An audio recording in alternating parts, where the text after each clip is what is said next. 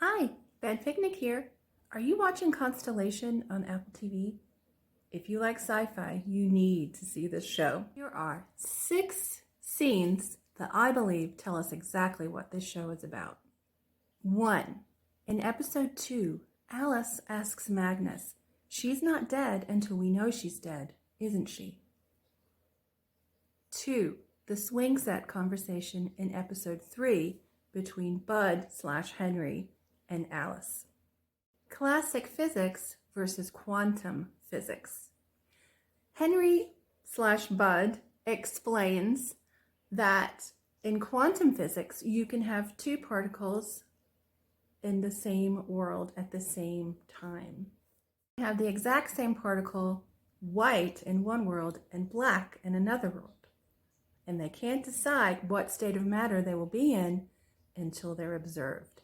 Here we get Schrodinger's cat, the observer effect. The way he words it is he acts as if the particles have a sort of consciousness. They decide what they will be and how they will show themselves once you've seen them.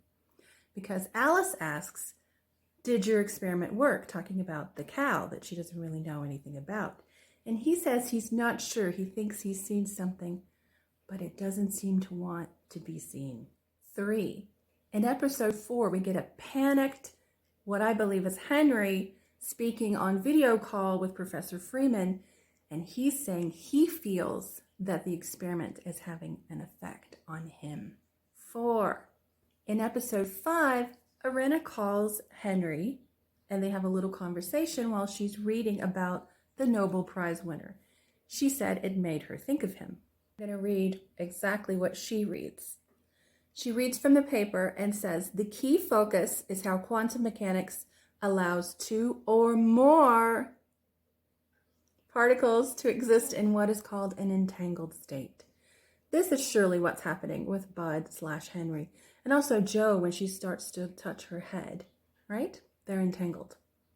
She continues, "What happens to one of the particles in an entangled pair determines what happens to the other, even if they are far apart." So episode 5, number 5, we find out from the twins in Denmark that open water, 5 miles out, is a liminal space where they're allowed to hear the recorded messages. We know that fog, we sometimes see Alice in the living room with fog moving in. We know open water now has been confirmed, which you may have guessed before. The cabin, the lake, the frozen lake, and space. What other liminal spaces have we discovered in the show? 6.